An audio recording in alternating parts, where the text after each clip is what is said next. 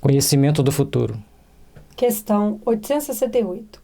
Pode o futuro ser revelado ao homem? Em princípio, o futuro lhe é oculto e, só em casos raros e excepcionais, permite Deus que seja revelado.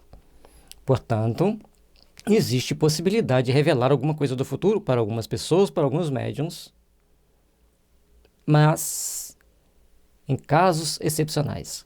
Portanto, não vamos dizer ninguém pode saber do futuro. E também não vamos dizer qualquer um pode saber do futuro. Em determinadas situações, em determinados casos, em determinadas condições, algumas pessoas podem saber o futuro. Portanto, não vamos ser extremistas nem para um lado e nem para o outro. Questão 869. Com que fim o futuro se conserva oculto ao homem? Se o homem conhecesse o futuro, negligenciaria do presente e não obraria com a liberdade com que o faz. Porque o dominaria a ideia de que, se uma coisa tem que acontecer, inútil será ocupar-se com ela, ou então procuraria obstar a que acontecesse. Mas também tem aqueles que, ao ter uma presciência do que aconteceria, correriam atrás para que acontecesse mais rápido. O certo é que a névoa que envolve o futuro, assim como a que envolve o passado, pertence a Deus permitir que se revele ou não. Não quis Deus que assim fosse, a fim de que cada um concorra para a realização das coisas, até daquelas a que desejaria opor-se. Assim é que tu mesmo preparas muitas vezes os acontecimentos que hão de sobrevir no curso da tua existência. E muitas pessoas têm presciência de algumas coisas, de alguns fatos, mas não sabem como se dará.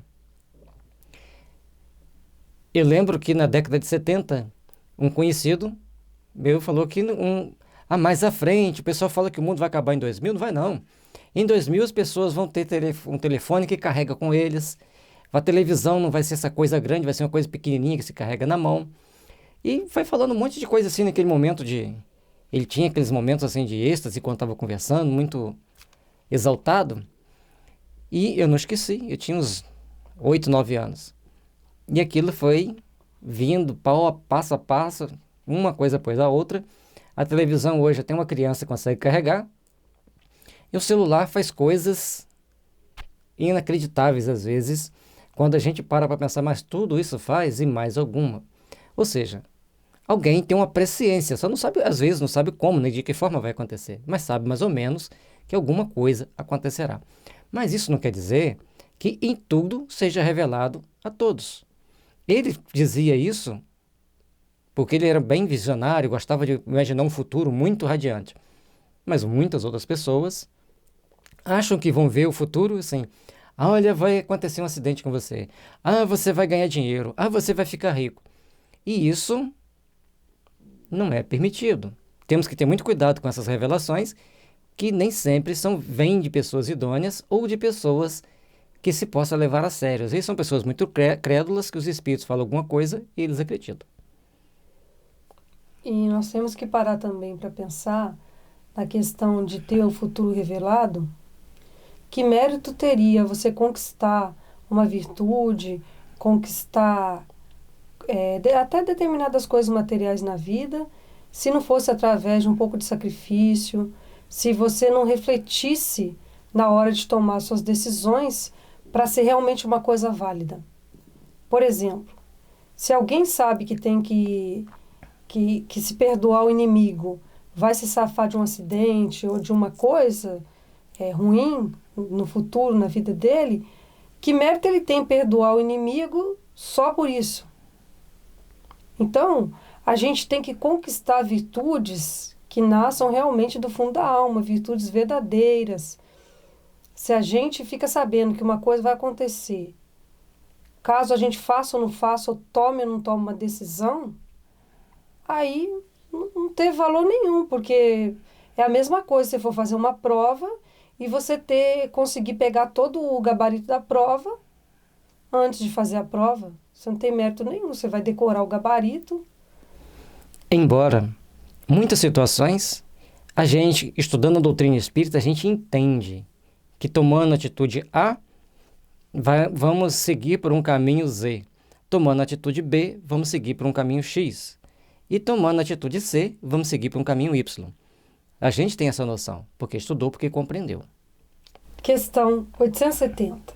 Mas, se convém que o futuro permaneça oculto, por que permite Deus seja revelado algumas vezes? Permite-o quando o conhecimento prévio do futuro facilite a execução de uma coisa, em vez de a estorvar, obrigando o homem a agir diversamente do modo por que agiria, se lhe não fosse feita a revelação.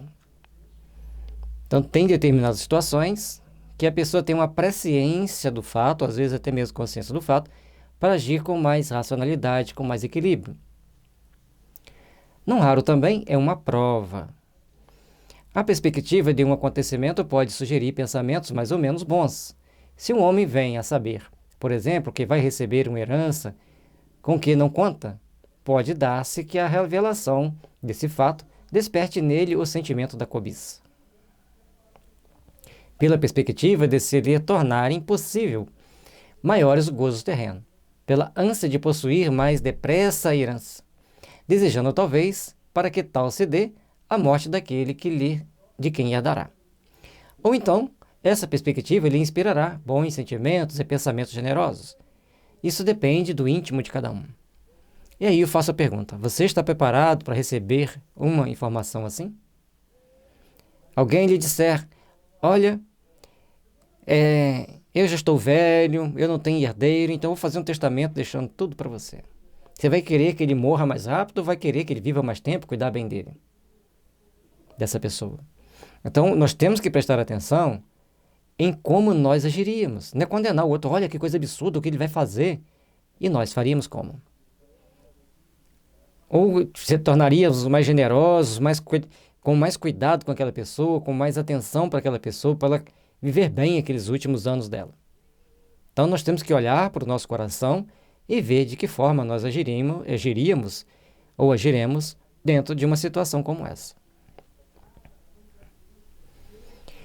Se a predição não se cumpre, aí está outra prova, consistente na maneira por que suportará a decepção. Nem por isso, entretanto, lhe caberá menos o mérito ou o demérito dos pensamentos bons ou maus que a crença na ocorrência daquele fato lhe fez nascer no íntimo. Aí a pessoa chega no meio do caminho, muda o testamento, aparece um filho inesperado no meio do caminho, como é que fica? Tá certo? Então sempre tem a revelação antes da hora, tem vários fatores, tanto positivo como negativo, que vai, dependendo da forma com que a pessoa haja, terá consequências das mais variadas. Certo? Então, por isso, não é tão revelado para nós certas questões do futuro. Mas algumas coisas a gente já tem noção, basicamente pela percepção dos fatos. Agora, tem um detalhe que alguns médiuns pressentem, por exemplo, que alguma pessoa vai morrer, e eles ficam desesperados e acham que ele é culpado da pessoa morrer. Ele teve o pressentimento, teve aquela informação para ele entender que ele é médium, que os espíritos comunicam por ele e que pode ter ações reveladoras. Mas não quer dizer que a pessoa, diante dessa revelação, tem que tomar a atitude A, B ou C. Ela tem que agir com equilíbrio, com responsabilidade, buscando fazer o melhor, buscando tomar a melhor ação, a melhor atitude, para que as coisas aconteçam também da melhor forma possível. E se traz uma revelação como essa: fulano vai morrer, está só te avisando que vai morrer, você não é culpado. E, por mais que a gente tente intervir, o máximo que a gente vai fazer é amenizar as nossas reações ao receber a notícia. E aí tem que ter frieza. Opa, morreu. Eu tive o sonho, tive o aviso, aconteceu, acabou. Então, e os espíritos às vezes têm muitas cautela, dependendo do médium, dependendo do protetor, para fazer certas revelações.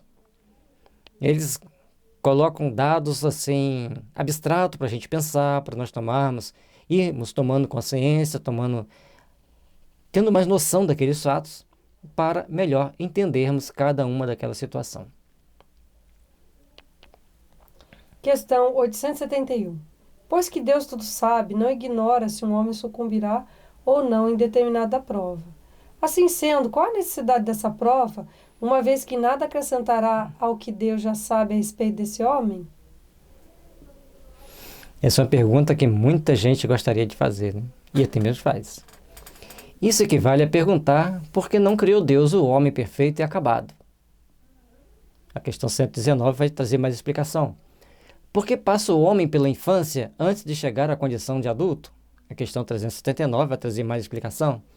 A prova não tem por fim dar a Deus esclarecimento sobre o homem, pois que Deus sabe perfeitamente o que ele vale, mas dar ao homem toda a responsabilidade de sua ação, uma vez que tem a liberdade de fazer ou não fazer. A gente nasce com algumas predisposições boas e ruins. Nós temos que fazer que as boas cresçam, se fortaleçam e que as ruins se desfaçam. Mas quantos de nós conseguimos verdadeiramente desfazer as ações más que tem conosco, os sentimentos ruins que tem conosco? Então, olhemos para dentro de nosso coração e vejamos o que nós já melhoramos e como já melhoramos.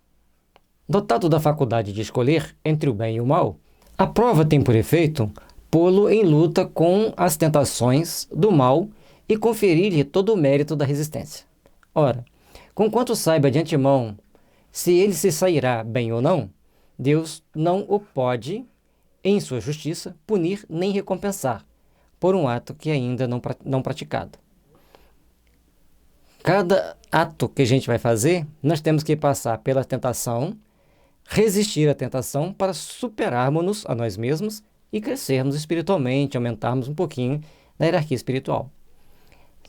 Passando pelas provas da resistência íntima, da compensação íntima que devemos ter em nossos corações das ações que vamos praticar. Por isso, as encarnações, uma após a outra, vai nos conferindo valores e ajudando que a gente vença determinados vícios e mazelas. E a questão 258 vai trazer-nos mais informação.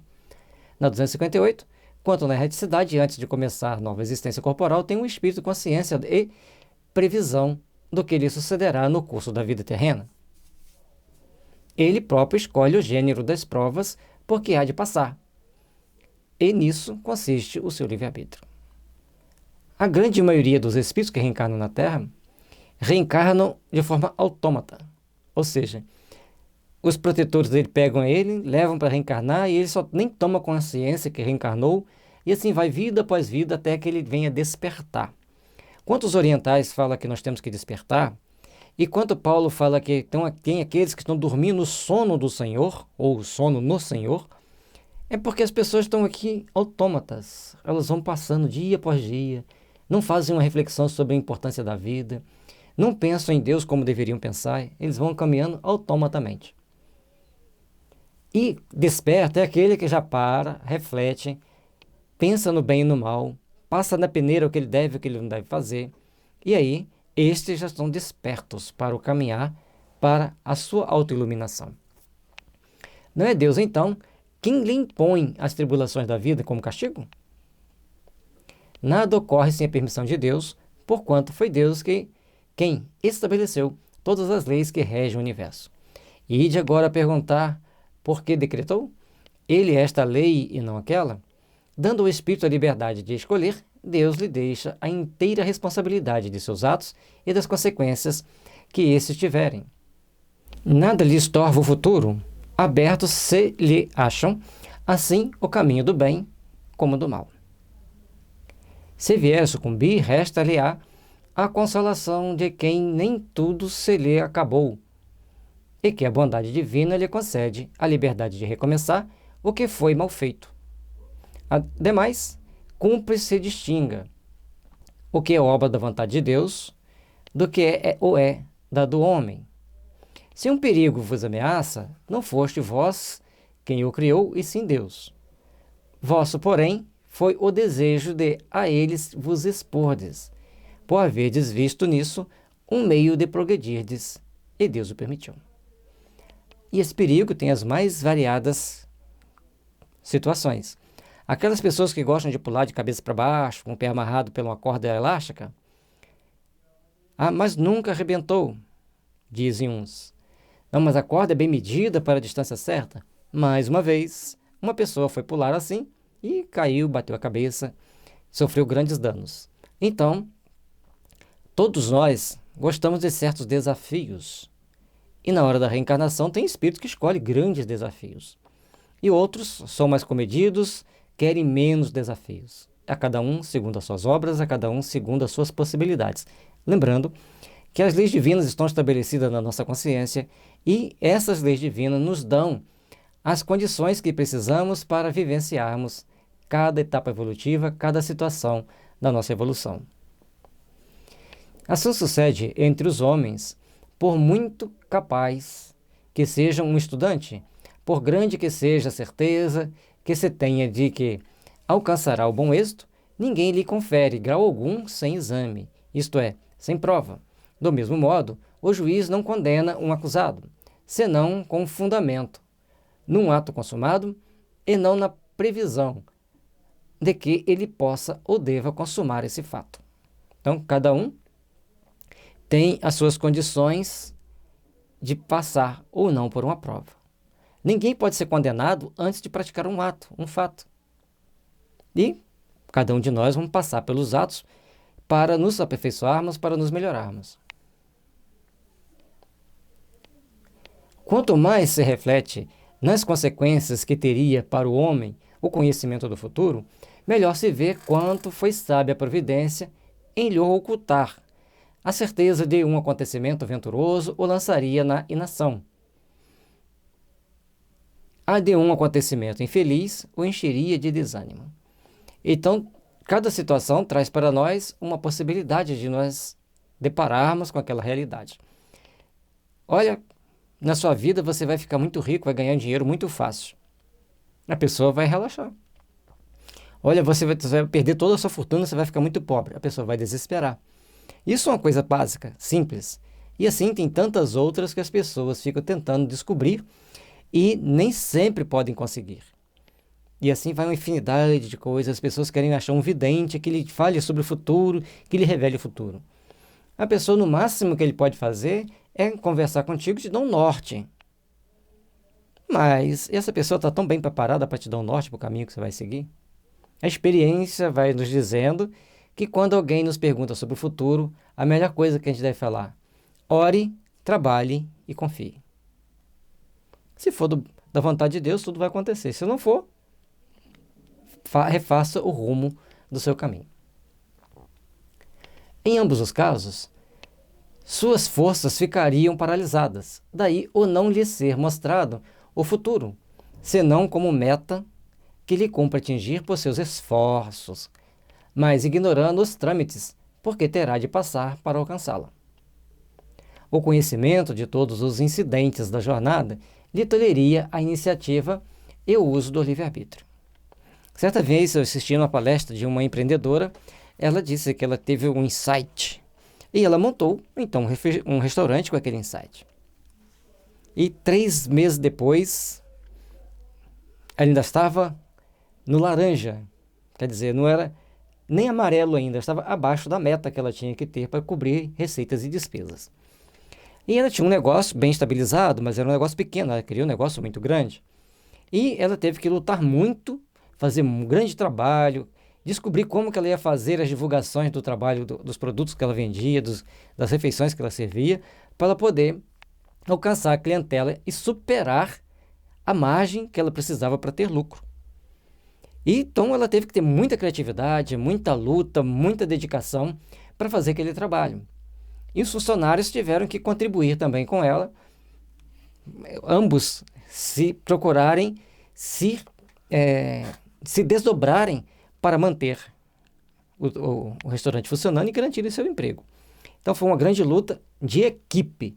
Então muitas das vezes, para a gente alcançar um objetivo, é equipe. A família tem um negócio de família. A família tem que lutar por aquilo ali. E lutar de uma forma condigna, todo mundo trabalhando junto, todo mundo colaborando um com o outro e sabendo que tem um que gerencia e os outros, no momento certo, dão as sugestões.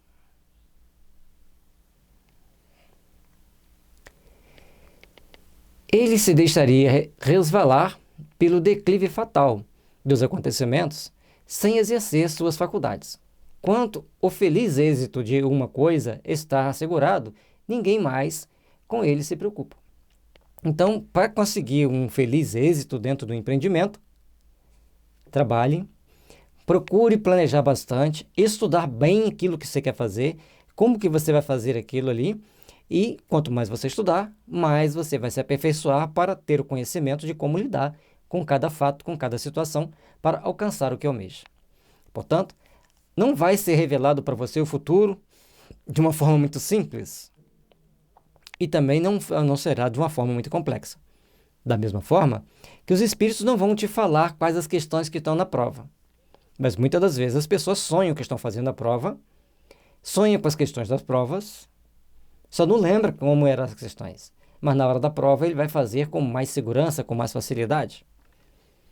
Portanto, tem regras e tem leis que regem a vida, das mais variadas formas, das mais variadas condições e situações.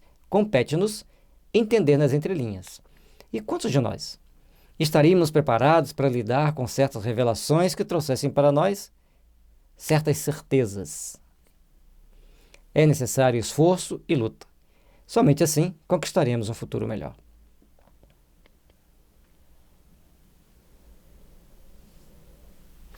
Aí tem um detalhe importante. Muitas das vezes os espíritos nos intuem atitudes que nós devemos tomar, atitudes que nós devemos evitar para o êxito dos nossos empreendimentos. E às vezes a gente negligencia. Se tomarmos as atitudes compatíveis, coerentes, corretas com a nossa intuição e com a nossa inspiração, certamente alcançaremos melhores resultados. Fiquemos atentos e ajustemos o dial da nossa intuição para sintonizarmos com os nossos amigos espirituais, com os bons espíritos que são designados pelos nossos maiores da espiritualidade, para, em nome de Deus, nos proteger, nos intuir e nos orientar na vida. Certamente colheremos bons frutos. Resumo teórico do móvel das ações humanas. Questão 872. Essa questão, na realidade, não é uma pergunta com resposta, é uma dissertação sobre as condições de como nós agimos no nosso dia a dia. A questão do livre-arbítrio se pode resumir assim: o homem não é fatalmente levado ao mal.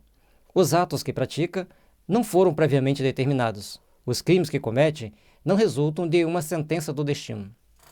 Portanto, nós temos que entender que cada uma das nossas ações, cada uma das nossas atitudes vão se acumulando para a gente se tornar mais sereno, se acumulando para a gente se tornar mais agressivo. E ao longo do tempo, ao longo das nossas existências, nós vamos colhendo os frutos dessas ações, dessas atitudes. E, logicamente, em cada vida nós damos continuidade à vida anterior, mas o processo de refazimento do mundo espiritual vai fazendo um contrabalanço para que a gente tenha, na próxima encarnação, menos tendência ao crime e mais tendência ao bem. A questão é quem vai estar mais tendente ao crime, mais tendente ao bem. Ele pode, por prova e por expiação, escolher uma existência em que seja arrastado ao crime, quer pelo meio onde se acha colocado, quer pelas circunstâncias que sobrevenham, mas será sempre livre de agir ou não agir. Dentro das provas e expiações, nós somos colocados nos locais mais apropriados ao nosso processo evolutivo. Então, se uma mulher é muito autoritária, age de uma forma muito arbitrária também dentro do lar, ela vai nascer depois num país onde a mulher tem que ser extremamente submissa. Ou é submissa ou entra no chicote. Da mesma forma, um homem muito machista que não quer nem ouvir, nem pensar em ouvir a mulher nas suas colocações, nos seus anseios, ele nasce também como mulher num país onde as situações são muito complicadas para a mulher. Com isso, vai fazendo um equilíbrio de forças na alma, para que a gente consiga alcançar o objetivo maior da nossa existência. Cada um segundo as suas obras, cada um dentro das suas possibilidades. Existem casos também que a pessoa passa por um tratamento no plano espiritual e reencarna, às vezes o mesmo casal juntos, mas com outras disposições, mas as mesmas tendências. Por isso nós temos que entender a doutrina espírita, que nos mostra a importância de corrigirmos a nossa tendência. Nós demos 2 exemplos extremos. Um de segunda chance e o outro do castigo. Logicamente que nesse meio caminho existe uma infinidade de situações. E além do mais, durante um bom tempo as encarnações na Terra não eram totalmente controladas. Eram mais ou menos ao ciclo das vontades, vamos dizer, levados pelas circunstâncias. Não tinha um controle mais rígido da espiritualidade superior como tem hoje. Assim, o livre-arbítrio existe para ele, quando no estado de espírito. Ao fazer a escolha da existência das provas e, como encarnado, na faculdade de ceder ou de resistir aos arrastamentos a que todos nos temos voluntariamente submetido. Cabe à educação combater essas más tendências. Olha essa pequena frase. Cabe à educação combater essas más tendências. Vejamos, a pessoa reencarna dentro de um meio onde ele vai passar por determinadas situações delicadas. Por exemplo, numa comunidade, daquelas comunidades carentes que tem no Rio de Janeiro, onde predominam a violência, o tráfico e tantas outras situações desagradáveis. O espírito terá a tendência de se deixar arrastar pelo crime, mas ele tem sempre a intuição, os sonhos, o conselho de alguém para que ele não entre por aquela porta perigosa. E cabe a ele decidir ir ou não. A educação é que vai fazer a diferença. Portanto, criar um sistema de educação que eduque o ser humano, que eduque os jovens, para eles respeitarem as regras da sociedade, as leis humanas. Porque respeitar as leis humanas é um exercício que fazemos para começarmos a respeitar as leis divinas. Nada se dá tão por acaso como a gente imagina. Falo-á ultimamente quando se basear no estudo aprofundado da natureza moral do homem. Pelo conhecimento das leis que regem essa natureza moral, chegar-se-á a modificá-la, como se modifica a inteligência pela instrução e o temperamento pela higiene. Mais um conjunto de informações importantes que tem aqui nesse slide. Entender a natureza moral do ser humano, as nossas tendências morais, tem um livro da Joana de Ângeles que chama O Momento de Consciência. Ele nos dá uma visão, uma ideia muito interessante desta condição, desta situação. Então, é importante nós entendermos isso. E quanto mais a gente entender a natureza do ser humano e entender as nossas reações mentais e emocionais, para a gente entender mais ou menos, uma forma didática, essa situação, se eu chegar aqui e der uma cotovelada nela, ela vai pensar antes da segunda reação. Se eu revidar, ele é mais forte do que eu, qual será a condição? Então a pessoa vai pensar naquela reação. Agora a reação emocional, se eu coloco uma foto para ela olhar aqui, dependendo do conteúdo dessa foto, ela tem uma reação emocional instantânea, fora do controle dela, e a pessoa fica à mercê dessa emoção. E cada um de nós vamos ter uma emoção. Da mesma forma, se eu tomo uma cotovelada, a emoção de quem está assistindo é uma. E a emoção de quem está perto é outra. Se a pessoa que está perto reconhecer-se mais fraca, ela vai ter uma reação emocional amenizada. Se ela reconhecer-se mais forte, ela vai ter uma reação emocional ampliada. Então, na emoção, embora aparentemente nós não tenhamos grandes controles sobre ela, mas a gente racionaliza a força, uma série de coisas. Isso aí é a parte mental. Mesmo que você sinta a emoção de reagir, você rapidamente pensa que não pode e cria aquele bloqueio. A mente, a reação mental, sempre a gente vai pensar se eu faço ou se eu não faço. No emocional, a gente sente. O sentir, sentir-se bem ou sentir mal, sentir excitado ou sentir constrangido com aquela cena, com aquela imagem, você não tem o controle. A intensidade desse sentir vai depender de um conjunto de fatores, um conjunto de situações e onde você estiver. E a emoção que aquela imagem te passa. Todos nós temos essa reação emocional e mental. À medida que a gente se educa, a gente controla as nossas reações mentais. A emocional continua meio que dominando-nos, mas a gente às vezes não vai dar vazão a ela. Certa vez eu vi uma pessoa, uma incidente de trânsito no Canadá, era um vídeo que estava circulando nas mídias. A moto veio, deu uma paradinha e entrou para atravessar a rua, a avenida, uma autoestrada de alta velocidade. E nisso que ela entra, um outro carro vinha em alta velocidade e a moto sai toda torta, mas graças a Deus não acontece acidente, e para do lado assim, assustado. E como ele não tinha parado para olhar devidamente para entrar na avenida, ele estava errado. O rapaz do carro parou o carro, deu a ré e perguntou: "Tá tudo bem com você? Você está passando mal? Você está com algum problema? Você precisa de ajuda? Você observou que você teve um ato muito displicente? Eu posso te ajudar?" E ali a gente estava vendo, eu e mais alguns colegas de trabalho, no Brasil já chegaríamos xingando, esbravejando. Então eles colocam, segundo estava a matéria daquele vídeo, lá um processo de educação das pessoas. Se alguém comete uma infração no trânsito que coloca em risco a vida do outro, não briguem. Pergunta como você pode ajudá-lo, porque essa pessoa pode estar precisando de uma ajuda, seja ajuda médica, uma ajuda psicológica, ou simplesmente que você converse com ele ali um pouco para amenizar os estresses. Então, essa parte de instruir e educar é muito importante no nosso processo de evolução aqui na Terra. Logicamente, se você reencarnou no Canadá, você já tinha toda uma predisposição a aceitar as regras de uma sociedade bem organizada, segundo o que a mídia mostra para nós. E se você veio para o Brasil, você sabia também que você tem todas as tendências a corrigir, sabendo de todos os riscos que você corre se você toma uma atitude agressiva ou fora dos parâmetros evangélicos.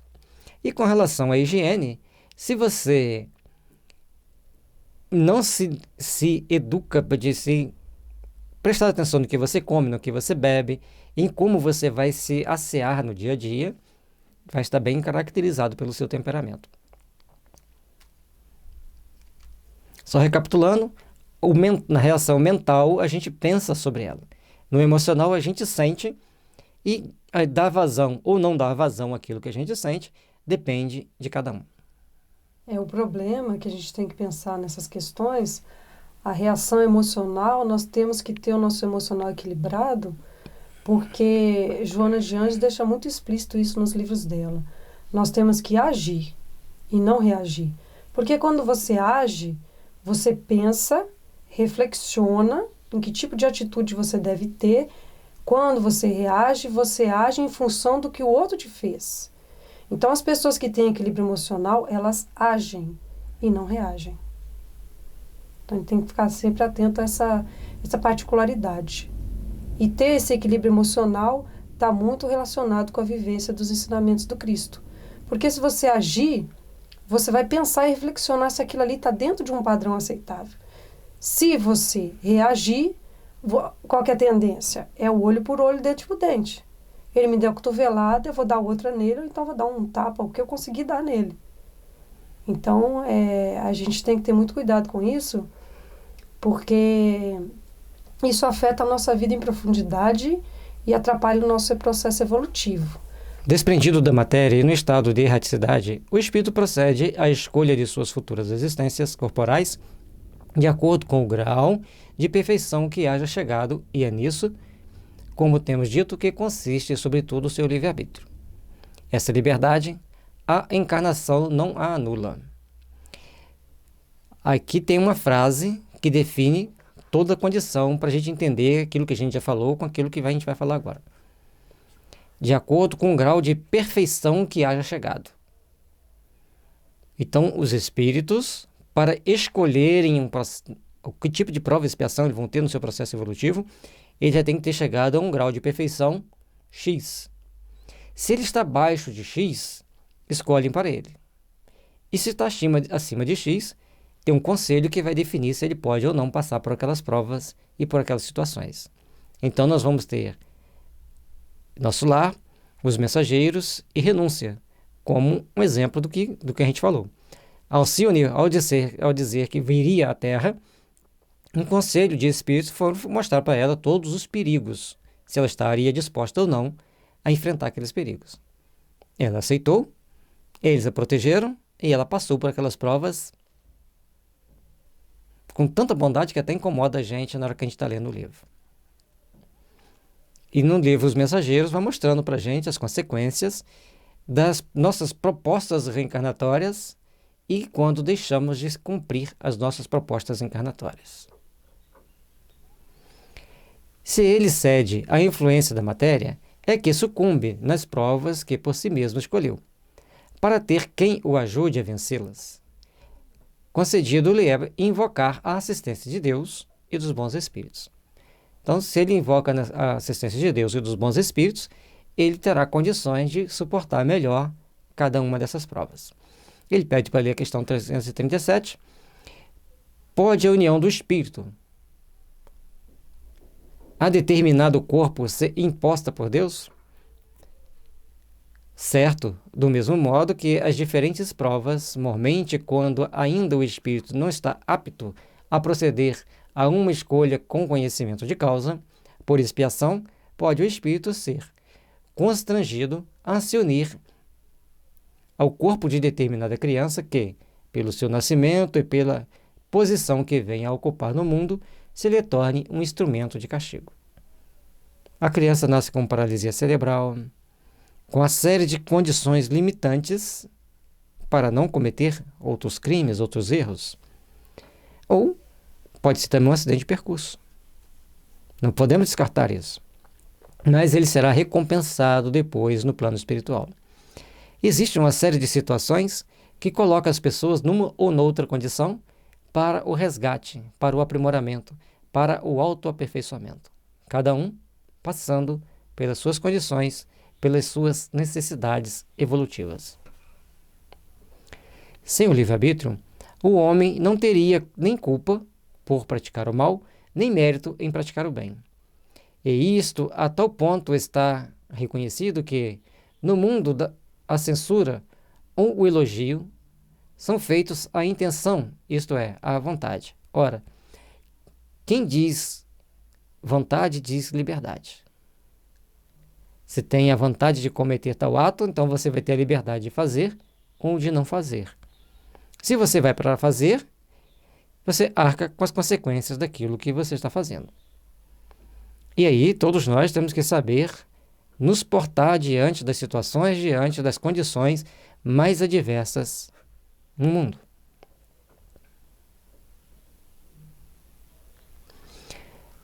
Nenhuma desculpa poderá, portanto, o homem buscar para os seus delitos na sua organização física, nem abdicar da razão e da sua condição de ser humano para se equiparar ao bruto. Se for assim, quanto ao mal, assim não poderia deixar de ser relativamente ao bem. Então, o nosso corpo físico, ele nos dá certas tendências, mas nem todo mundo vai ser violento porque está intoxicado por determinada substância. Por exemplo, 10 pessoas se embriagam. Cada uma delas terá uma tendência após a embriaguez. Um vai ficar mais libidinoso, o outro vai ficar agressivo, o outro vai ficar provocador, o outro vai ficar debochado, o outro vai ficar chorando. Cada um vai expressar o que tem intimamente. Portanto, o ato de beber vai ter alguma coisa em comum para todos. Tira você do centro, tira você dos seus reflexos normais, da sua condição de discernimento. A segunda etapa, as reações emocionais pós-bebida, vai ser inerente a cada um. É importante entendermos por esse lado. Porque essa parte que cada um vai expressar é aquela que ele tem de pior em si. A mesma forma que o de pior em si ou o conflito maior que ele tem em si. Agora, uma pessoa intoxicada por alguma substância química, aquela substância química tem a propriedade de induzir a pessoa a. Por exemplo, uma pessoa intoxicada por flúor, ela vai perder o amor pela família e vai tender a ser promíscua, gostar de atos libidinosos e de festas bem típicas de pessoas libidinosas. Uma pessoa intoxicada por mercúrio, ela tem o impulso de matar a pessoa amada. Ela desconfia que a pessoa amada cometeu algum crime, aos olhos dela, de traição, ao qualquer transviamento não aceitável dentro da relação, ela pensa em matar. E não raro mata. Uma pessoa intoxicada por alumínio, toda vez que ela vê uma faca, ela pensa em dar uma facada em alguém. E uma pessoa intoxicada por ferro metálico, ele está sempre querendo ser aquele que coordena tudo, que sabe tudo, ou que todos pensem do jeito que ele pense, do jeito que ele acha que deve ser. Então, são características de cada substância, levando as pessoas a ter um determinado comportamento. Ah, eu não acredito nisso. Então, estude um pouco de homeopatia, entenda as matérias médicas, entenda que o remédio só é capaz de curar aquilo que ele é capaz de provocar. Tendo essa lei básica da homeopatia em mente, ao estudá-la, compreendendo os processos kármicos, as tendências espirituais, você vai chegar à conclusão de que o mundo não é mau. O mundo está doente, está intoxicado. Por isso que, na Revista Espírita, Kardec pergunta para o Dr. Moore o que ele acha da homeopatia. E o Dr. Moore diz que ele é uma das teorias dos fluidos latentes que ajudará a humanidade a evoluir mais rápido. Para você evoluir mais rápido, use a homeopatia corretamente. E é muito importante ressaltar também que a pessoa que tem uma mediunidade mais ativa, ela tem que ter muito cuidado com a bebida alcoólica. Aliás, a bebida alcoólica deve ser muito pensada, não deve ser usada assim ao léu. Então, muitas vezes e muitos crimes acontecem também porque a pessoa é médium, ingere a bebida alcoólica, o espírito incorpora na pessoa e aí a pessoa comete crime. Depois, quando acorda, no dia seguinte, nem lembra o que fez. Então, a gente tem que ter muito cuidado, porque muitas coisas podem ser evitadas por causa de determinadas substâncias que a gente ingere. Nós temos, por exemplo, substâncias que algumas pessoas ingerem que pensam que está saudável e que a combinação dessas substâncias pode causar danos bem complicados para a saúde. Um exemplo desses é você misturar o tomate com limão. É uma combinação que não é boa e que afeta violentamente os rins. E, dependendo da pessoa, pode necrosar o rim ou trazer problemas muito sérios decorrente do mau funcionamento renal. E a mesma situação vale para banana com arroz. Usar de vez em quando, uma vez por mês, por exemplo, não é o problema, mas comer todo dia vai trazer complicações. Então, se observe. Quando comer, misturar determinados alimentos, faça uma boa observação. E o médico que escreveu o livro que chama Medicina Natural, ele coloca que às vezes uma substância que você mistura com aquele, por exemplo, com banana com arroz, o feijão já anula um pouco o veneno. Já o limão com tomate, a gente já viu as pessoas passarem por experiências muito tristes, algumas até de perder o rim, por causa de ter esse hábito alimentar. Então a gente aproveita aqui e já dá essa dica. E as pessoas que têm desidrose também não podem comer feijão. Parar de comer feijão some a desidrose. Então nós temos que ter muito cuidado hoje com aquilo que a gente ingere, as consequências daquilo que a gente ingere. Uma amiga, ela estava com problema de dormir no trânsito. Do nada ela dormia por alguns segundos, mas acontecia algum acidente. E ela foi conversar com o médico, ela é enfermeira, ela conversou com o médico e falou assim, procura intolerância ao trigo na internet. Ela achou mais de 1000 sintomas. E um dele era uma sonolência pesada por alguns segundos, que causava muitos acidentes. E ela chegou e disse para mim, eu cheguei à conclusão que o trigo causa mais acidente de carro do que as bebidas alcoólicas. Opinião dela. Então nós temos que prestar atenção nesses detalhes. Às vezes aquilo está nos fazendo mal. Dependendo do que a gente come, vai nos fazer mal. Tem substâncias que se a gente come dá sono. Tem outras, se a gente come, fica elétrico. Eu conheço uma criança, se ele comesse qualquer coisa que tivesse trigo, ele ficava louco, brigava, ficava numa agitação tremenda, tentava subir nas paredes, era uma coisa muito estranha. Até a gente entender que o trigo fazia mal para essa criança, tem as consequências. Então, nós temos que prestar atenção em uma série de situações para não acharmos que tudo é do espírito. E às vezes, certas substâncias químicas estão nos fazendo mal. E o Kardec, logicamente, que é do espírito, porque outros comem e não faz mal. Certo? Mas aquele espírito não pode usar aquele alimento, porque aquele alimento faz mal para ele. Não adianta entrarmos nos processos kármicos dos porquês, nós temos que entender que não pode comer. E então, quando Kardec coloca para nós que nós temos que observar a questão básica da ciência com a religião, ele deixou claro que sempre que a ciência trouxer para nós uma informação, modifica-se a doutrina espírita. Nesse caso, não vai modificar a doutrina espírita. Por quê? Não faz mal igualmente para todo mundo. Para aquele espírito ali encarnado, produz este efeito. Mas para outros espíritos não produzem aquele mesmo efeito. Certo? Então, o cerne está no espírito, mas os fatores externos interferem no espírito. Se você for no médico, ele fala, vou fazer uma cirurgia em você, te deu anestesia geral, ele te corta todinho, você não vai sentir nada, vai acordar todo costurado. Então, quem predomina é o espírito ou o corpo? Então, cuidado com aquilo que entra no seu organismo, porque tem consequências. Importante entender isso.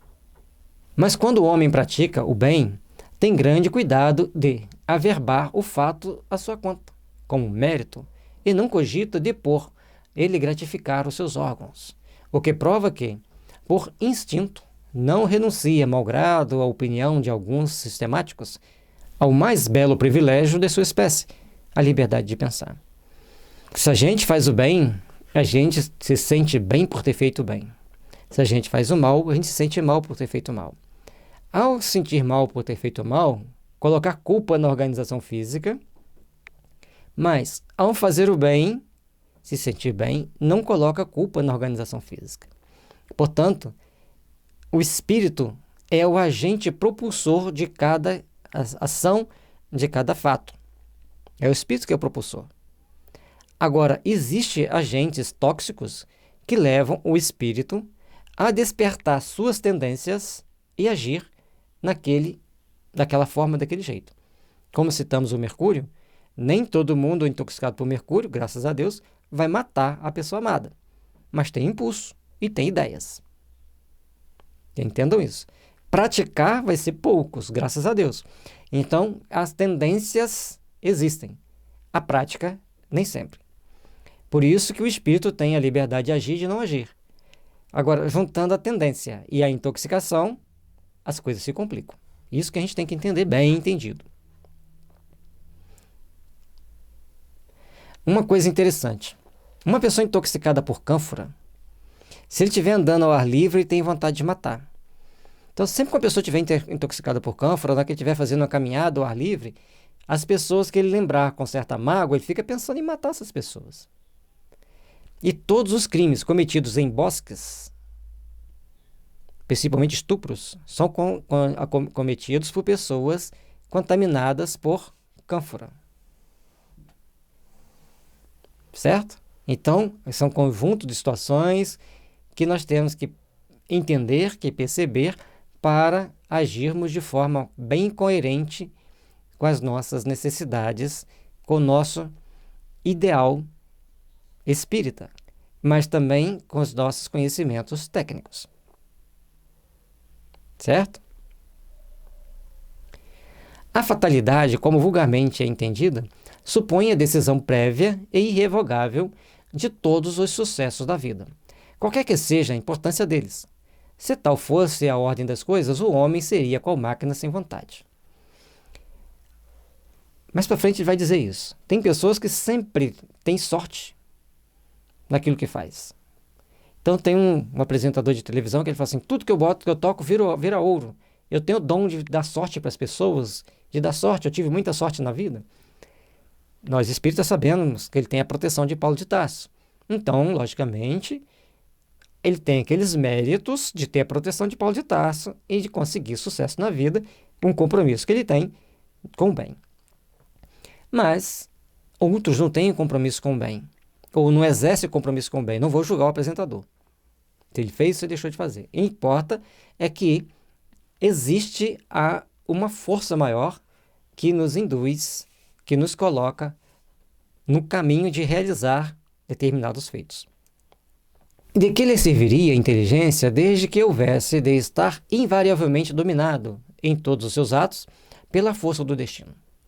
Semelhante doutrina, se verdadeira, conteria a destruição de toda a liberdade moral. Já não haveria para o homem responsabilidade, nem por conseguinte, bem nem mal, crimes ou virtudes. Então, nós temos uma inteligência que tem domínio sobre suas ações. Nós temos uma inteligência que tem domínio sobre as atitudes que nós tomamos. Certo? E uma questão interessante sobre as intoxicações, uma pessoa que toma remédio para dormir, ela vai dormir. Existem exceções, claro, mas vai dormir. E pelo menos ela vai ficar meio fora do centro. Então nós temos que prestar atenção em várias situações. Mas não estamos aqui à mercê de um karma ou de uma lei que nos imponha ir por um caminho. Isso é importante. Se nós procuramos nos educar, se nós procuramos nos esclarecer, nós temos a grande chance de sairmos do caminho do mal e começarmos a acender as luzes para o caminho do bem. E a importância de se esclarecer também é até para saber qual decisão tomar. Por exemplo, se você sabe que determinados alimentos fazem mal, enfraquece todo o organismo, então nós vamos evitar aqueles alimentos.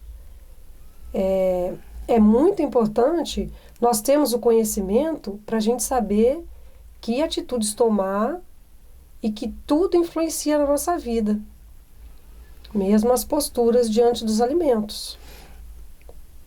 E a gente está colocando aqui sobre alimentos, são fatos da nossa experiência diária, daquilo que nós lemos. Então, se você quer se esclarecer realmente sobre os alimentos, se você quer saber como que faz mal, pega o livro para ler, conforme a gente falou do livro Medicina Natural, vai te trazer as informações que está lá. Então, a gente está comentando sobre o livro e trazendo as informações que estão lá e da nossa experiência. Conforme falamos do trigo, do feijão, o efeito não é igual para todo mundo. Agora, tem pessoas que vão dormir, outras vão ficar elétricas, que a gente citou os 2 exemplos, e outros vão ter outros tipos de problema, quando ingerem o trigo, e outros quando ingerem o feijão, outros com relação ao alho. Então, prestemos bem atenção. O leite também tem trazido problemas para algumas pessoas, não é para todas, a gente não pode generalizar, mas o que a gente colocou aqui são alguns detalhes de substâncias que interferem no nosso psiquismo, causando-nos ou doença ou alteração mental para um lado ou para o outro, certo? Então vamos procurar entender isso. E lógico, se isso te incomodou, se isso te trouxe um primeiro passo de entendimento, procure obter mais informações a respeito, se inteirar mais do assunto, com pessoas mais especializadas nesse assunto, para que o objetivo nosso é o quê? Que todos entendam que nós temos um espírito. Aliás, nós não temos um espírito, nós somos um espírito. Esse espírito tem reações. Quando preso ao corpo, ele sofre as influências desse corpo, e a interação do espírito com o corpo e das substâncias que ele ingere vai trazer para ele outras reações diferentes. Não seria possível que Deus, soberanamente justo, castigasse suas criaturas por faltas cujo cometimento não dependem delas, nem que as recompensasse por virtudes de que nenhum mérito teriam. Então, nossas ações são nossas, de responsabilidade nossa. Agora, o que nos levou a cometer estas ações tem seus gravames e seus atenuantes, tanto de acordo com as leis humanas, quanto de acordo com as leis divinas. Mas compete-nos procurar nos instruir, tomar conhecimento, deixarmos de fazer isto ou aquilo para o nosso próprio bem-estar, para a nossa melhoria. Demais, tal lei seria a negação da do progresso, porquanto o homem, tudo esperando da sorte, nada tentaria para melhorar a sua posição, visto que não conseguiria ser mais nem menos. A partir do momento que a gente entende que nós temos que tomar certas posturas, certas vigilâncias, a gente vai fazer desse jeito, a gente vai agir desta forma e a gente vai procurar dar os passos necessários para o nosso aperfeiçoamento, para a nossa melhoria. Contudo, a fatalidade não é uma palavra vã. Existe na posição que o homem ocupa na Terra e nas funções que aí desempenha, em consequência do gênero de vida que seu espírito escolheu, como prova, expiação ou missão. Ele sofre fatalmente todas as vicissitudes dessa existência e todas as tendências boas ou más, que lhe são inerentes. Se uma pessoa é pintor de parede, está pintando um prédio de 20 andares, ele corre o risco de cair. Então ele tem que ficar muito atento, usar todos os equipamentos de segurança, usar de todos os recursos necessários à sua segurança, para ele estar certo de que não vai cair. Mas se tiver no script provacional dele que o gênero de morte seja cair de uma altura, ele pode cair porque está no previsto. Então um dia ele esquece de botar o cinto, ele esquece de testar se está bem amarrado aquele andaime onde ele está, vem um vendaval, ou seja, acontece alguma coisa que saiu daquele parâmetro de segurança que deve ser seguido e ele cai. Você sabia, para um avião sair do chão, aliás, para você ligar um avião, você tem um livrinho que chama checklist. Você tem que ir seguindo passo a passo naquele checklist e dando um visto. Que você viu aquele item, se você conferiu que está funcionando. É um livrinho, às vezes, dessa grossura. Você pensa que chega lá, liga o avião, igual a gente faz no carro. A gente entra no carro, liga o carro e sai andando, nem olha para os mostradores ali se está tudo ok. Simplesmente confiamos que vai funcionar. O avião não. Você tem que testar item por item que está previsto no teste, para depois você ligar, esperar um tempo de funcionamento para ver se está tudo ok, para depois ele ir para a pista de rolagem. Depois ele vai para todo o processo para a decolagem. Não é assim. Ligou, saiu. Até os caças têm todo um procedimento antes deles ficarem na emergência da operação e outro na hora de ligar. Leva um tempo. Não é? Chegou, ligou, entrou e saiu. Só acontece isso em filmes. Na vida real não é assim. Certo? Então, na nossa vida, nós temos que ter um checklist das nossas atitudes, das nossas ações. Posso, devo e como fazer. E o interessante, quando Kardec fala, ele só fatalmente todas as atitudes dessa existência, todas as tendências boas ou más que lhes são inerentes, o que ele está querendo dizer com isso? Que nós vamos ser testados. Se você tem uma tendência ruim, você tem que passar pela prova para ver se você venceu aquela tendência. Você tem que se esforçar para vencer aquela tendência. Certo? Porque senão, se você não for provado, como que você vai promover uma ascensão para você conseguir, por exemplo, ir para um planeta superior, ou então, quando você desencarnar, ir para um determinado plano espiritual já mais equilibrado? Se você não for testado, não tem jeito. Nós temos um amigo, vamos dizer assim, que é um jovem que a gente faz visita fraterna para ele. Ele tem paralisia cerebral. Ele está sempre rindo, sempre feliz. A gente chega para ele, chama, vai conversar com ele, está sempre rindo, feliz. Ele só conversa por gestos, porque ele não fala, mas sempre feliz. E a gente perguntou para a espiritualidade, por que ele está tão feliz assim? E os espíritos nos responderam. Ele era sniper em várias encarnações. Snipers são aquelas pessoas que saem na frente dos exércitos, observando o terreno, observando a situação, para que o exército possa se deslocar com segurança. E se ele for visto, por quem ele for visto, ele tem que eliminar. Ele mata. E ele treinou a matar, com muita precisão. Foram várias encarnações no exército romano. Inclusive, uma delas, ele foi flecheiro lá para matar cristão. E aí, de repente, ele falou, não quero mais essa vida. Então ele teve a encarnação como policial na França, e se ele visse que uma pessoa fizesse coisa errada, ele tentava, a única coisa que ele pensava era o quê? Eliminar a pessoa. E sempre que ele pudesse ir para um embate, era para eliminar a pessoa.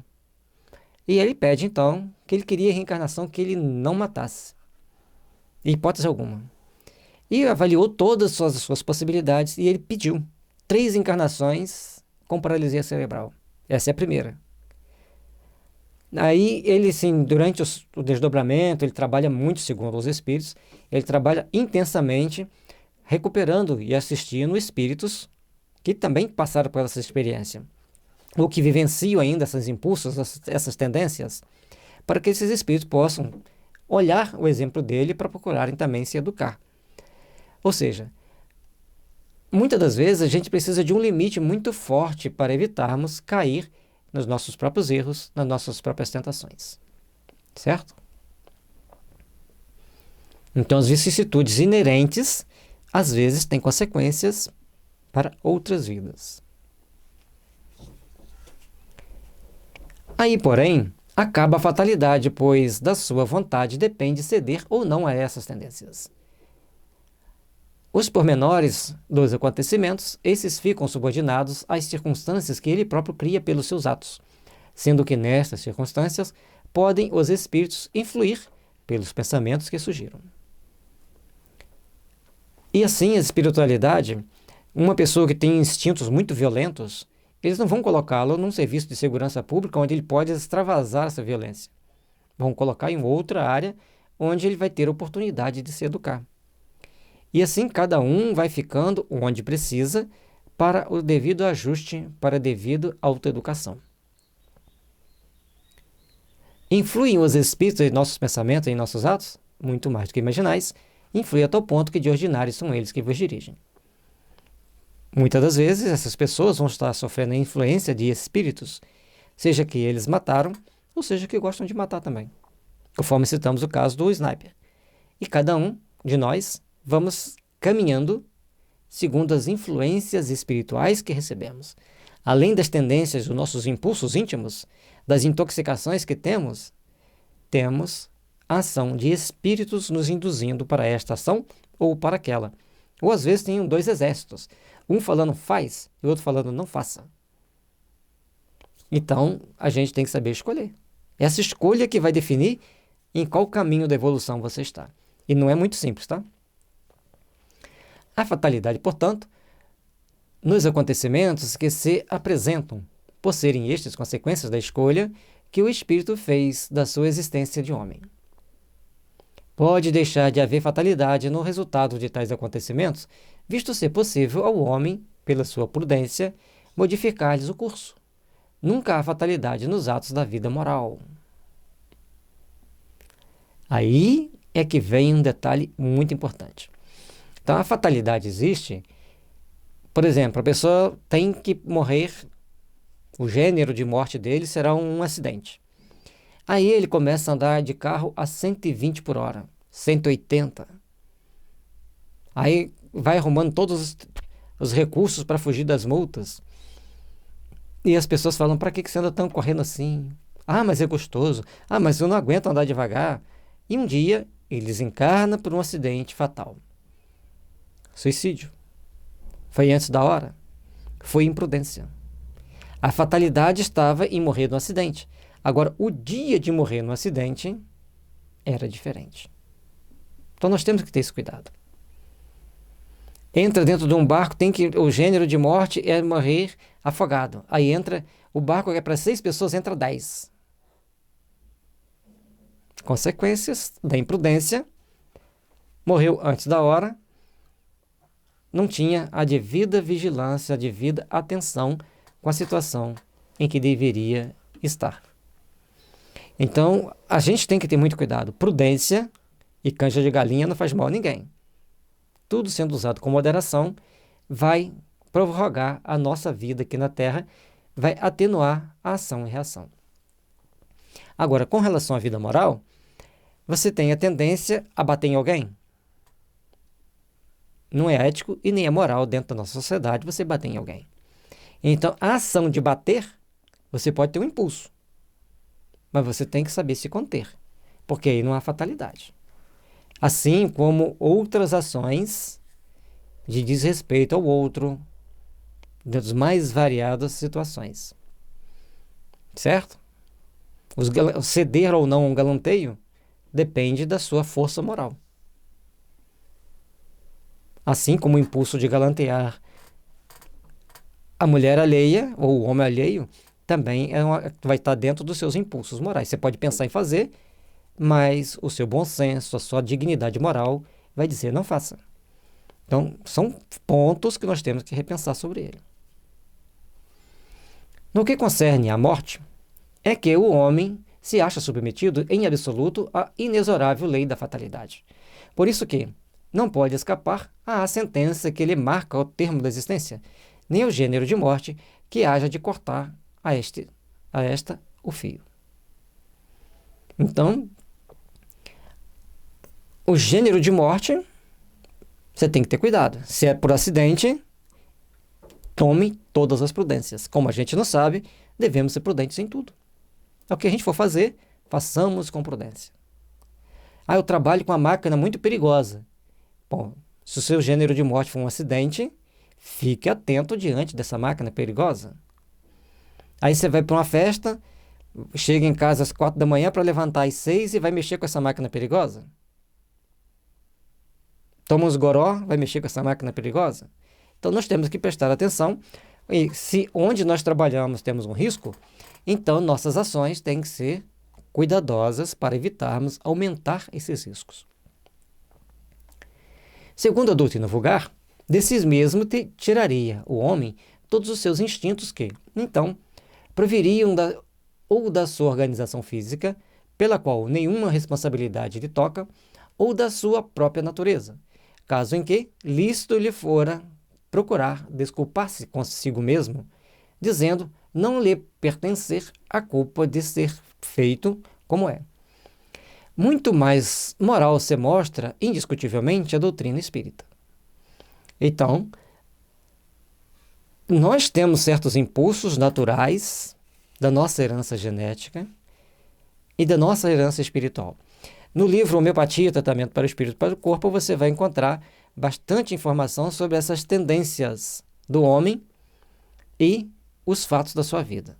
Como, por exemplo, as nossas doenças, elas têm o tripé. O que você trouxe de outra vida, o que você herda dos seus pais e o que você gera e adquire. Em tudo na nossa existência vai passar por esses tripézinhos, tá? O que você trouxe da vida passada, o que você herda dos seus pais e o que você gera e adquire. Portanto, o que você traz da vida passada vai ter um peso muito grande. Hoje tem uma ciência chamada epigenética, que mostra os efeitos das intoxicações, das mais variadas, não só em nós mesmos, como nos nossos descendentes. No livro Homeopatia, Tratamento para o Espírito e para o Corpo, você vai encontrar muitas explicações, não sobre epigenética, mas do ponto de vista homeopático, das intoxicações físicas e psíquicas, do karma, no seu processo de vida, no seu meio de vida, mostrando como você pode atenuar muitas doenças e também como você vai agravar muitas doenças. Ela, a doutrina espírita, admite no homem o livre-arbítrio em toda a sua plenitude e, se lhe diz que praticando o mal ele cede a uma sugestão estranha e má, em nada lhe diminui a responsabilidade, pois lhe reconhece o poder de resistir, o que evidentemente lhe é muito mais fácil do que lutar contra a sua própria natureza. Resistir às nossas tentações, resistir os nossos impulsos é fundamental para crescermos e nos aprimorarmos. Agora, tudo tem um limite, certo? Há tempos mostrou um vídeo de um menino, ele era bem grande, forte, e todos faziam bullying com ele. Chegou um dia que ele olhou para o menino assim e falou assim, chega.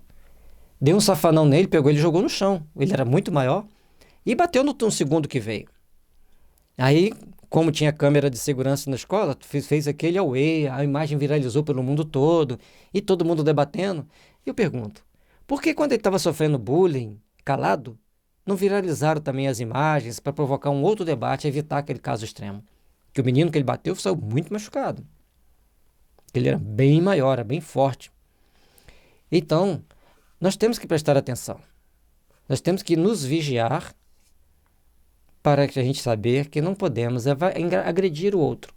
E com relação ao bullying, hoje assusta o mundo, porque as vítimas de bullying tomam ações e atitudes perigosas, dos mais variados níveis.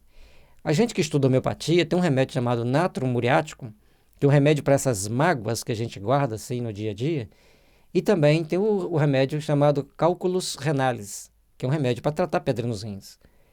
E mostra quanto as pessoas carregam consigo no seu íntimo traumas acumulados, mágoas acumuladas e que causam problemas, principalmente cárie no dente.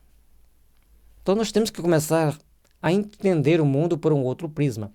E as pessoas mais perigosas, que não gostam de fazer caridade, ou fazem caridade para se dar bem, e têm muito sintoma de nato muriático.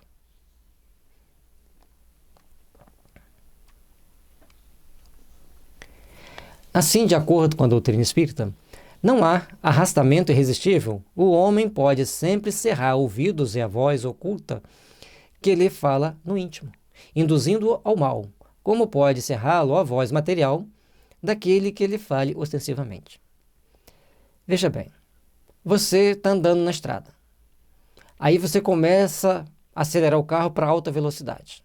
Muito comum nos dias de hoje. Carro potente, a estrada está reta, aí você vai acelerando, acelerando.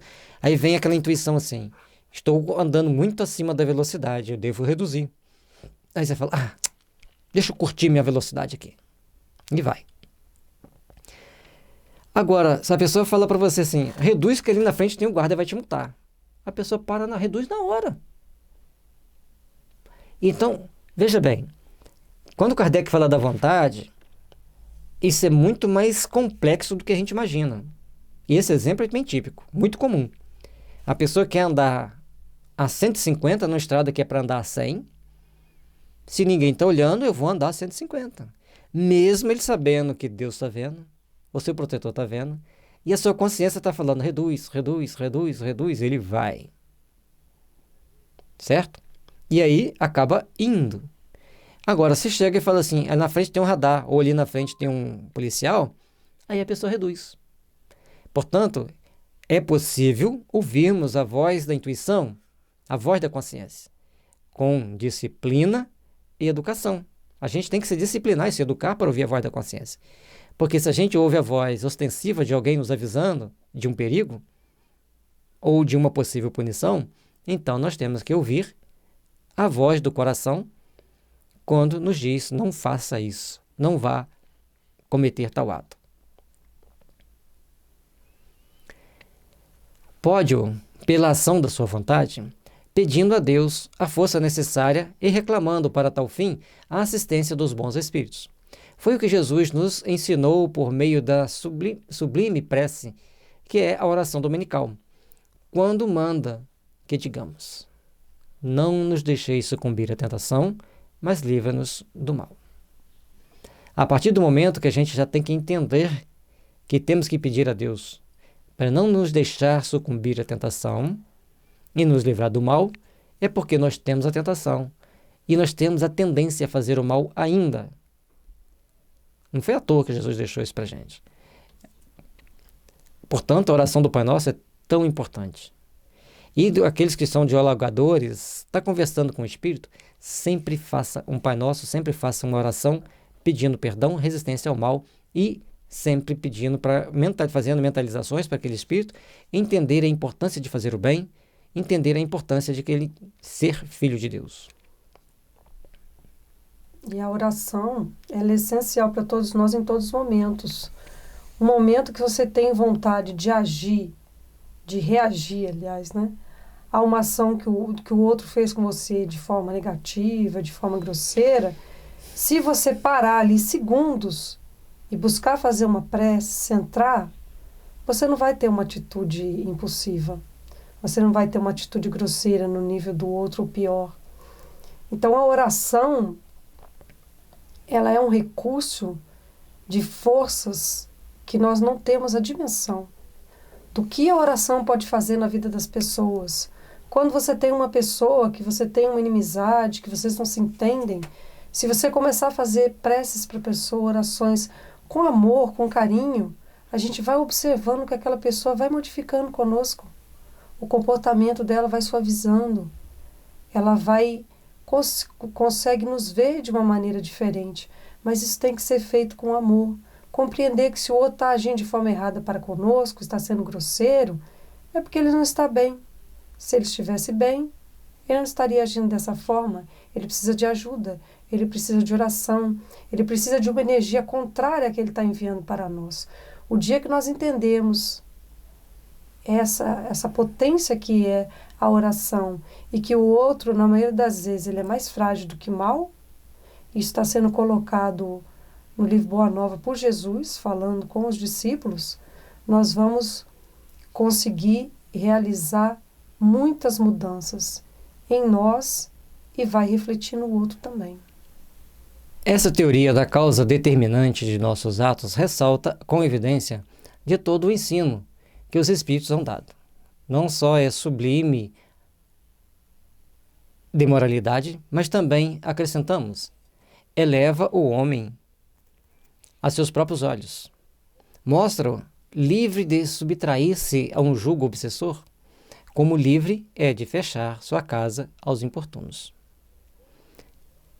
Logicamente, quando se trata de uma obsessão, tem forças mais perigosas, muito mais delicadas envolvidas. Mas é uma comparação para nós buscarmos nos fortalecer e buscarmos ter a coragem de sairmos de determinados processos obsessivos, que depende muito mais de nós do que dos outros. Vamos nos vigiar, vamos nos policiar para melhor agirmos, para melhor construirmos um amanhã. Ele deixa de ser simples máquina, atuando por efeito de uma impulsão independente da sua vontade, para ser um ente racional, que ouve, julga e escolhe livremente de dois conselhos um. Mas determinados espíritos encarnados e espíritos encarnados num processo de obsessão têm ações quase simbióticas. É difícil saber quem pensou primeiro. Ambos pensam junto. Então a tendência mais perigosa é do encarnado. E que exige um tratamento específico, exige forças externas para ajudá-lo a superar, como Kardec deixa no Livro dos Médiuns, precisa do magnetizador, precisa do tratamento adequado. Admitamos que, apesar disto, o homem não se acha privado da iniciativa, não deixa de agir por impulso próprio, pois que, em definitiva, ele é apenas um espírito encarnado que conserva, sob o envoltório corporal, as qualidades e os defeitos que tinha como espírito. Portanto, quando a gente falou do processo simbiótico, aqui está bem esclarecido, a tendência do espírito encarnado mais a tendência do espírito desencarnado se somam, trazendo os problemas que a gente vê dentro da sociedade, no nosso cotidiano de dia a dia. Consequentemente, as faltas que cometemos têm por fonte primária a imperfeição do nosso próprio espírito, que ainda não conquistou a superioridade moral que um dia alcançará, mas que nem por isso carece de livre-arbítrio. Para nós termos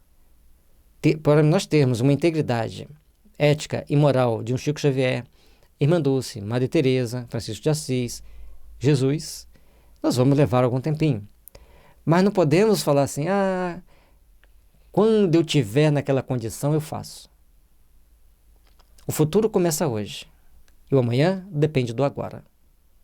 Comecemos, pois, a edificar a força moral em nós para conquistarmos amanhã aquilo que já deveríamos ter conquistado talvez há muitos séculos atrás. Mas o nosso esforço de hoje vai redundar em produtos em futuras conquistas para o nosso amanhã.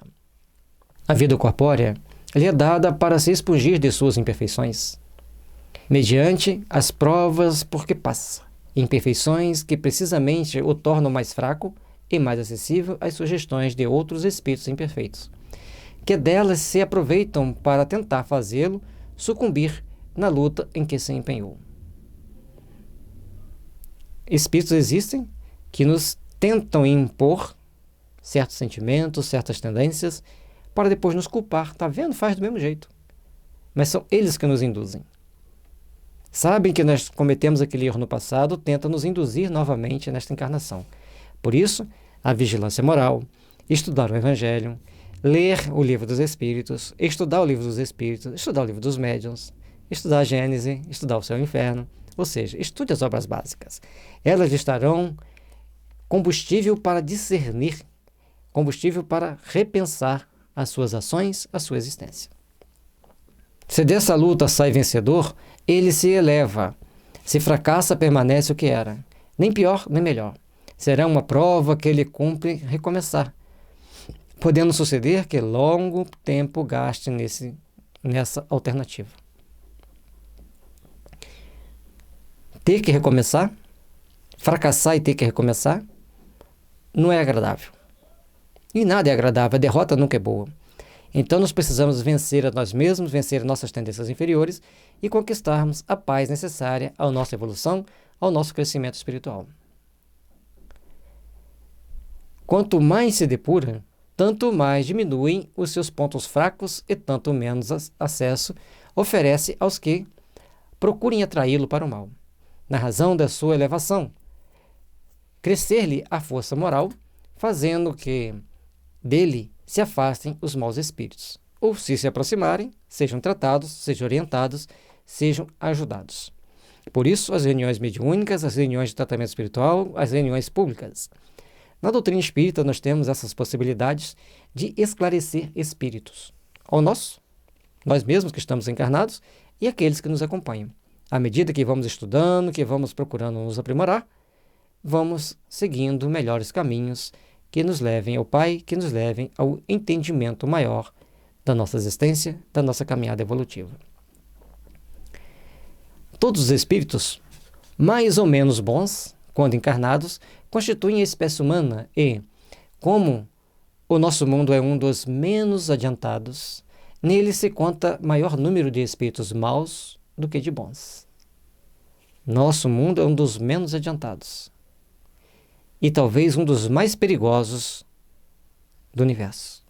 Somos espíritos que foram trazidos para cá devido ao amor e à misericórdia de Jesus, espíritos complicados, em processos kármicos extremamente delicados, para passarmos por um processo de ajuste, reajuste e reeducação frente às leis divinas. Por isso a Terra oferece todo esse campo de trabalho, todos esses educandários de almas, todos esses processos de tratamento que nós temos no universo, na Terra, nesse universo Terra, para nos aprimorarmos. Cada país, cada região, cada situação é um processo de reeducação de almas. Tal razão porque aí vemos perversidade. Façamos, pois, todos os esforços para este planeta não voltarmos após a presente estada, e para merecermos ir repousar em mundo melhor, em um desses mundos privilegiados, onde não nos lembraremos da nossa passagem por aqui, senão como um exílio temporário. Conseguir sair da Terra hoje para um planeta inferior é um que é mais fácil. Para um planeta superior, só se você for lá fazer um curso para voltar a ajudar os que ficaram aqui. Porque a Terra chegou no momento em que ela sai do processo de prova e expiação e entra mais efetivamente na regeneração. Mas entrar na regeneração significa educar bilhões de espíritos, ainda presos muito mais na maldade do que na bondade. Portanto, a Terra regenerada, a Terra em regeneração, vai exigir muito mais daqueles que já entendem as leis divinas, já entendem as leis espirituais, para esse processo de educação de almas, para esse processo de edificação de espíritos, para caminharem rumo à luz, caminharem rumo à eternidade. Parte 3ª da Lei de Liberdade, capítulo 11, da Lei de Justiça, de Amor e de Caridade. Justiça e direitos naturais. Direito de propriedade, roubo. Caridade e amor do próximo. Amor materno e filial. Esse e outros livros você pode encontrar no site da FEB Editora, www.febeditora.com.br. Visite esse site ou procure ali este e outros livros que seja da sua preferência. Procure se instruir. Adquirir conhecimentos espirituais é fundamental para a nossa jornada evolutiva, principalmente lermos e estudarmos as obras básicas. É fundamental. No nosso site, Kardec e Espiritismo, você encontra o estudo das obras básicas, onde você vai encontrar Allan Kardec, está lá o link, e embaixo vai vir os sublinks, o Livro dos Espíritos, o Livro dos Médiuns, o Evangelho segundo o Espiritismo, e lá estão os links das playlists dos capítulos de estudo. Playlist são listas de vídeos que tem no YouTube. Cada capítulo temos uma lista de vídeo para que você possa ler e refletir sobre esses ensinamentos sublimes que nos ajudam tanto. Que a paz do Divino Mestre Jesus nos envolva, nos fortaleça e deixe-nos a força e a disposição de nos tornarmos melhores, de lutarmos por uma vida melhor nossa e daqueles que estão em torno de nós. Deixe seu like, deixe seus comentários, ajude-nos a crescer, ajude-nos a informar as pessoas. Que a paz e o amor de Jesus possa nos envolver.